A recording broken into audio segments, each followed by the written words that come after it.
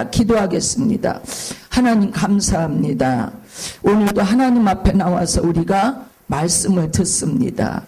하나님이 우리의 왕이시기 때문에 우리는 하나님의 백성이고 자녀입니다. 이런 놀라운 은혜와 특권을 주셨습니다. 오늘도 그 은혜에 대해서 같이 상고해 보고자 합니다. 주님이 인도하여 주시옵소서. 성령께서 깨닫는 은혜를 허락하셔서 한 귀로 듣고 한 귀로 흘리지 않게 하시고 꼭 은혜의 말씀에 잡혀서 새로운 사람이 될 수 있도록 도와주시옵소서. 예수님의 이름으로 기도하옵나이다. 아멘. 지난번 우리가 큰 목차에서 예수 그리스도와 성도와의 관계에 대해서 공부를 계속하고 있는데 오늘이 아마 마지막이 될 겁니다. 예수님, 성자에 대한 공부가 오늘은 마지막이 될 거예요. 그래서 이 마지막으로 성도라고 그랬죠. 성도는 아무나 성도가 아니라고 그랬죠.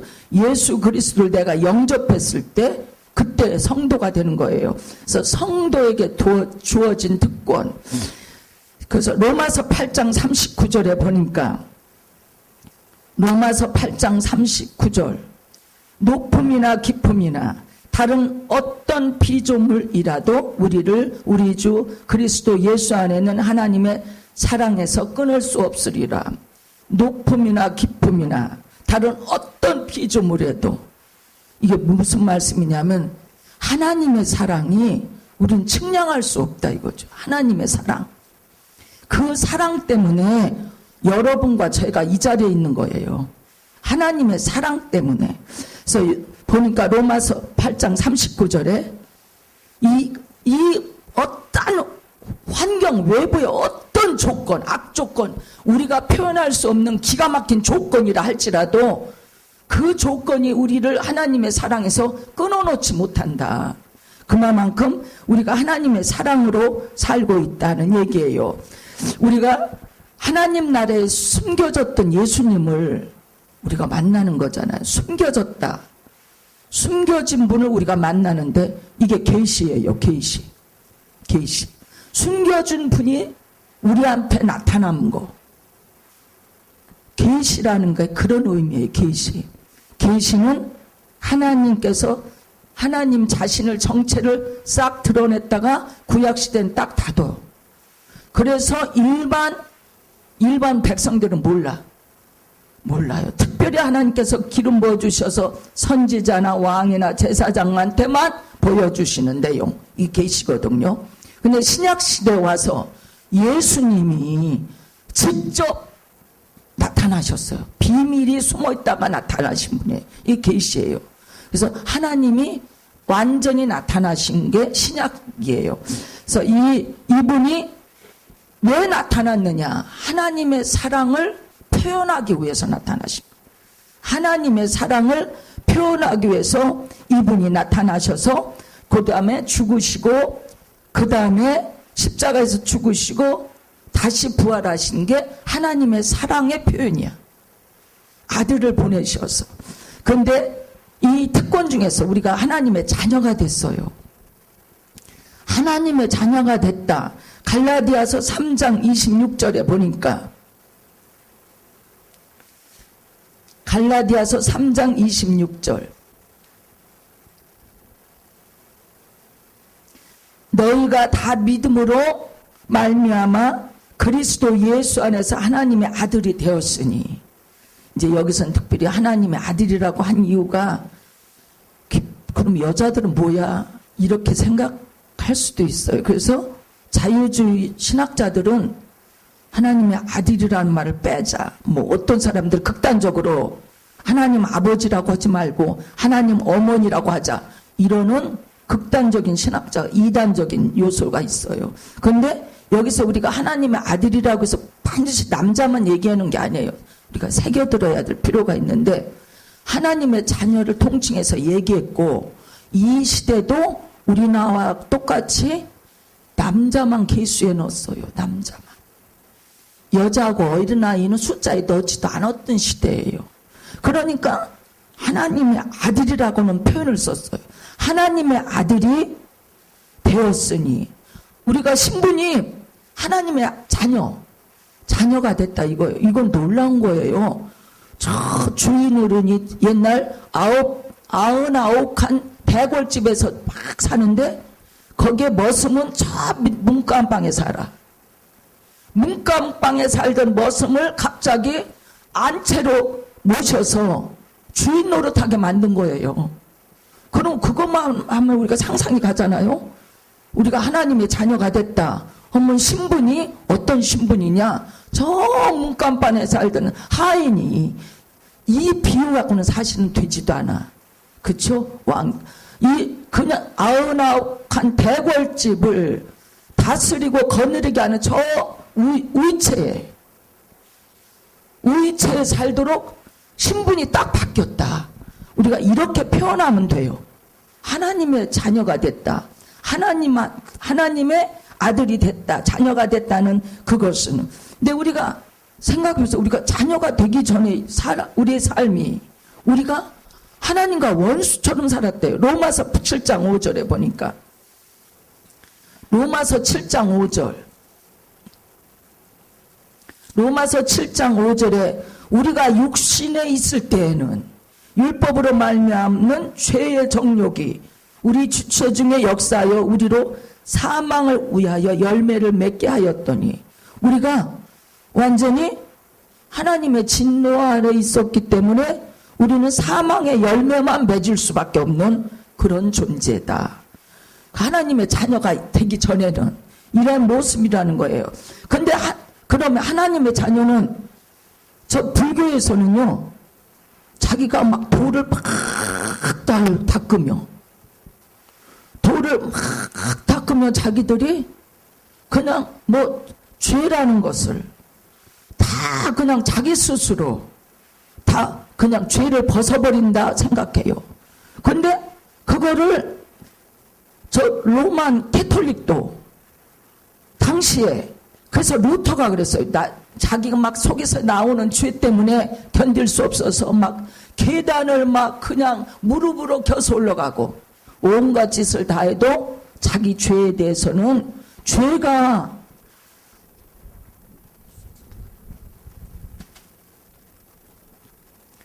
자기 죄를 없앨 수 없다는 걸 알았어요. 그래서 오직 믿음으로 의롭다 하는 것을 나중에 깨달았거든요. 그러니까 우리가 내가 하나님 자녀가 돼서 내가 의로워져야지 하고 내 의지 갖고 되는 건 절대 아니다. 여러분이 여기까지 온 건 내 의지 갖고 온 게 아니고 내 옆에 친한 분이 날 데리고 와서 나는 어쩌다 나 예수 믿게 됐지. 이렇게 생각하면 큰 오산이에요. 전적으로 이건 하나님의 은혜예요. 하나님의 은혜. 하나님의 은혜로 됩니다. 에베소서 2장 8절에 보니까 에베소서 2장 8절에 2장 8절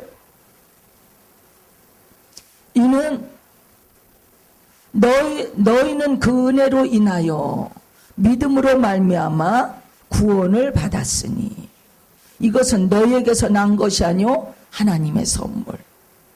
여러분 선물 받았습니다. 하나님으로부터. 구원이라고는 하나님의 자녀라고는 그런 특별한 그 선물을 하나님께서 주셔서 여러분이 이 자리에 있는 거예요. 하나님의 선물이다. 그거는 우리 스스로 할 수 있는 게 아니고 예수님이 죽으셔서 우리한테 주신 선물이다.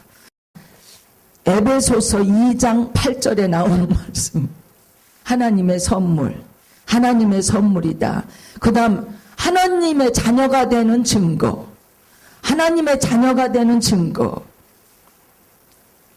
하나님의 자녀가 되는 증거는 성령께서 말씀하셨다. 제가 착각하고 엉뚱한 걸 써놓은 것 같아. 엉뚱한 것을 여기에다가 기록해 놓은 것 같습니다. 하나님의 자녀가 되는 것을 성령이 증거하신다. 성령이 증거하신다.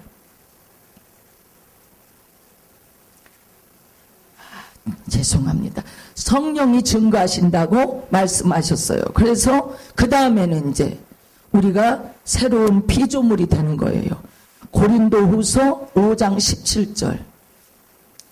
고린도후서 5장 17절.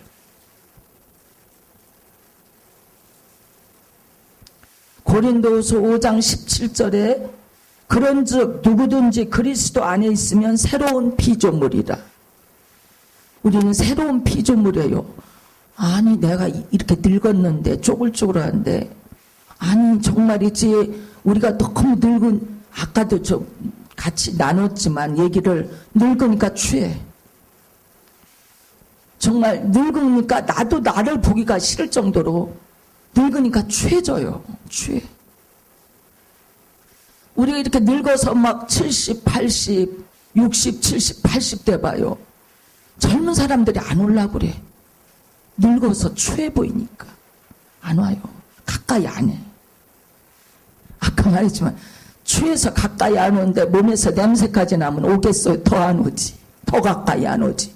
그러니까 늙을수록 우리 목사님 뭐라고 하시는지, 나이 먹고 늙을수록 냄새 나니까 열심히 닦아야 돼. 그 옷도 자주 갈아입어야 돼. 목사님이 꼭 그거 꼭 지키세요. 늙으면 냄새 난다. 그러니까 열심히 닦아야 된다. 옷도 열심히 갈아입어야 된다. 사람들이 싫어한다. 내가 냄새 나면. 그래요. 근데 정말 우리가 늙으면 냄새 나. 그리고 얼굴도 쭈글쭈글하고 취해 보여. 막 얼굴에 막 온갖 잡티는 다 생기고 머리는 절반 좀 빠져 있고. 뭐 어디 봐서 누가 가까이 하겠어요? 아무도 가까이 할 사람이 없어. 우리가 추한 모습 때문에. 근데 여기는 보니까 우리가 새로운 피조물이래요. 새로운. 보잘것없고 추하고 머리는 다 빠지고 얼굴은 자글자글하고 허리는 굽어지고 다리는 뭐 좀 옷자다리 돼서 그냥 질뚝거리며 다녀도 하나님 여기서 뭐라냐, 너는 새로운 피조물이야. 외모는 그렇지만 예수를 믿으면 우리 마음이, 구약시대는요 하나님의 자녀다, 하나님 백성이다 하면요 이런 거 안 봤어. 이런 걸 표현하지는 않았어. 구약시대는요 그냥 너 하나님 앞에 제사 드렸어? 너 우상 섬겼어? 그게 죄야. 구약시대는 너 우상 섬겼어, 너 하나님 앞에 죄 짓고 나서 제사 드렸어? 그걸 딱 지목했는데 예수님이 오신 다음부터는요 그게 아니야. 그래서 우리가 아무리 쪼글쪼글하고 진짜 보잘것없고 사람들이 멀리 한달지라도 하나님 우리 보고 새로운 피조물이래. 여러분 새로운 피조물이라고 그랬어요. 새로운 거예요. 이게 예수님 안에서만 가능해. 그냥 신약시대 와서는 예수님이 우리의 내면만 보셔. 안에 있는 것만 보셔. 속사람만 보셔. 속사람만 보신다고요. 먼저 번에 어느 분이 한 분 노인분이 오셨어요. 다른 데서 교회 나고 아마 보신 분도 계실 거예요. 2번인가 3번 오셨는데 오후 예배까지 계시더라고요. 딱 기도해 줬는데 정말 보잘것없죠. 나이가 드니까 조금만 꼭 쪼그라들어서 키도 조그만고 고부러지고 정말 아무 볼품 없는데 딱 하니까 손을 댔더니 하나님이 얼마나 사랑하시는 분인지. 여러분 외모 갖고 안 따져요. 하나님은 외모를 안 보시는 분이야. 얼마나 사랑하시는지. 제가 정말 너무 그 하나님 사랑이 나한테 전해져 가지고 너무 마음이 기쁘더라고요. 여러분 외모는 세상 사람들이 보는 거예요. 외모는 세상 사람들이 판단하는 거예요. 하나님은 절대 외모 갖고 말씀하지 마세요. 우리의 마음을 보세요. 마음. 그래서 마음을 악하게 쓰면 절대 안 돼.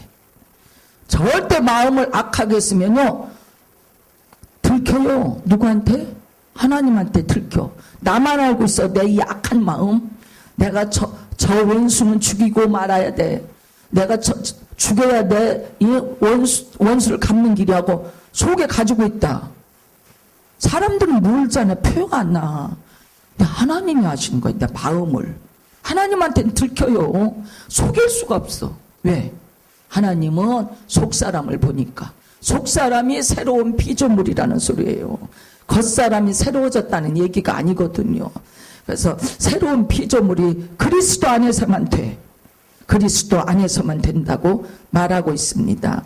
그 다음에 로마서 3장 24절 보니까 로마서 3장 그리스도 예수 안에 속량으로 말미암아 하나님의 은혜로 값없이 의롭다 하심을 알았다. 의롭대. 저와 여러분이 의롭대요. 뭐가 우리가 의로워요 사실. 맨 생각하는 게 나쁜 생각만 할 때가 많잖아요. 죄 짓는 생각.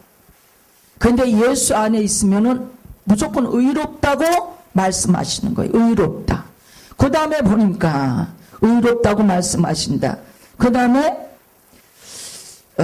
사도행전 4장 12절. 사도행전 4장 12절. 아주 중요한 거예요. 사도행전 4장 12절. 다른 이로서는 구원받을 수 없나니. 중요한 거예요 이거. 다른 이로서는 구원받을 사람이 없어. 문선명이 구원해 주지 않아. 저 이단들은요 그들의 교주가 자기들을 구원한다고 철석같이 믿고 있어요. 구원받을 천하 사람 중에 구원받을 만한 다른 이름을 우리에게 주신 일이 없다. 천하 사람 중에. 사람은 안 된다 이거예요. 사람은 우리를 구원 못해. 절간에 중이 사람들 구원하는 줄 아세요? 못 구원해. 자기도 구원 못해. 이게 구원받을 수 있도록 하나님이 우리를 죄 아래서 우리를 다 건져내 주신다. 그 다음에 보니까 우리를 거룩하게 하신다. 사도행전 고린도전서 6장 11절. 고린도전서 6장 11절. 너희 중에 이와 같은 자들이 있더니 주 예수 그리스도의 이름과 우리 하나님 성령 안에서 씻음과 거룩함과 의롭다 하심을 받았느니라. 우리를 거룩하다. 근데 거룩한 보면 하나님밖에 없거든요. 하나님 뭐라고 말씀하신 줄 아세요? 나도 거룩하니 니들도 거룩해라. 사람들을 향해서 아주 죄 속에서 사는 사람들을 딱 하나님께서 구원하시고 내가 거룩하니 니들도 나를 본받아서 거룩해야 된다 하고 말씀하셨어요. 그래서 거룩해야 된다. 그 다음에 이제 마지막으로 요한복음 14장 2절에 우리를 영광스러운 그 처소로 우리를 영광스러운 처소가 어디예요? 셋째 하늘이고 천국이에요. 셋째 하늘이고 천국인 곳으로 우리를 데리고 가려고 예수님 내가 먼저 갈게. 나 죽어서 죽은 거로 끝나지 않아. 죽고 다시 부활하면 내가 셋째 하늘로 올라가는데 내가 먼저 니들하고 같이 올라가지 않는 이유는 가서 내가 처소를 다 마련해야 돼. 니들 올 곳을. 그래서 요한복음 14장 2절에 요한복음 14장 2절 내 아버지 집에 거할 곳이 많도다. 그렇지 않으면 너희에게 일렀으리라. 내가 너희를 위하여 거처를 예비하러 가노니. 먼저 성경에는 처소를 예비한다고 했어요. 셋째 하늘에 너희들 불러드리려고 내가 그거 다 준비해놓을게. 그래서 내가 미리 가. 이 말씀이에요.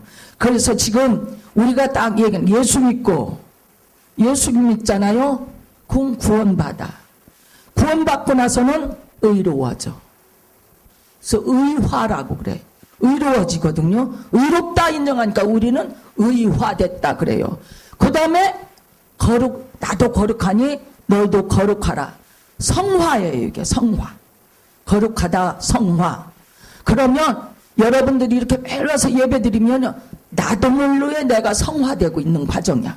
성화의 길을 걷고 있는 과정이야. 그 다음에 보니까 이 처소를 예비하러 가신다고 그랬죠. 죽으면 우리가 영화의 단계가 가. 영화로운 단계. 그래서 의화되고 성화되고 영화되는 단계를 거쳐서 하나님의 백성들 그렇게 성숙해 가요. 매일매일 내가 지난주나 이번 주나 내 모습이 똑같아. 변한 게 하나도 없어. 나는 왜 이러지? 아니에요. 그러나 하나님 보실 때는 성화되고 있다. 그래서 의롭다 인정하시고 하나님 자녀 딱 삼아주셔서 의롭다 인정하시는 의화 단계를 거치면 그 다음부터는 이제 성령께서 이끌어 가시는데 거룩하게 성화의 단계를 거쳐 지금서 죽기 직전까지 우리는 성화의 단계를 걸어가고 있어. 나도 모르는 순간에 그렇게 하나님께서 우리를 이끌어 가신다 이거죠. 그죠? 마지막에 영화로운 단계 처소 셋째 하늘 하나님 계신 곳으로 우리 모두가 다 갑니다. 정말 저 사람 왜 저 모양이야. 저게 예수 믿는 게 저래? 아무도 남을 비판 못해. 그 사람은 그 사람 하나님만 아셔. 보이는 대로 판단하면 절대 안 돼. 판단하는 그 판단으로 헤아리는 그 헤아림으로 네가 도로 헤아림을 받는다 이랬어. 그래서 사람을 함부로 판단하는 거 아닙니다. 누군지를 몰라. 우리는 몰라. 그러니까 누가 천국 갔더니 깜짝 놀랬대잖아요. 자기가 와서 자기 같은 죄인이 천국에 와서 놀랬고 아니 그 사람 정말 거룩한 것 같아. 정말 그 사람 법 없이도 살아. 예수 참 근데 천국에 없어. 근데 참 살아있을 때니까 저런 게 무슨 예수 믿는 거야. 뭐 저 따위로 예수를 믿어. 근데 천국에 와 있어. 그러니까 우리는 아무도 아무를 판단할 수 없다. 누구든지 판단할 수 없다. 하나님의 백성은 어떻게든지 하나님이 책임져서 인도하시기 때문에 보여지는 것 갖고 사람 판단하지 말라는 거예요. 도로 내가 판단 만든다 이거죠. 그래서 여러분 모두가 다 하나님의 백성으로 성화의 지금 여러분은 성화의 단계를 걷고 있어요. 지금 잘 걸어서 마지막 영화의 단계까지 갈 수 있기를 예수님의 이름으로 간절히 축복합니다. 기도하겠습니다. 하나님 아버지 은혜를 감사합니다. 오늘까지 우리가 예수님이 정말 이 땅에서 성도와의 모든 관계에 대해서 공부를 했습니다. 잘 마음에 새기게 하시고 그걸 내 생명의 양식으로 삼을 수 있도록 도와주소서. 예수님의 이름으로 기도하옵나이다. 아멘.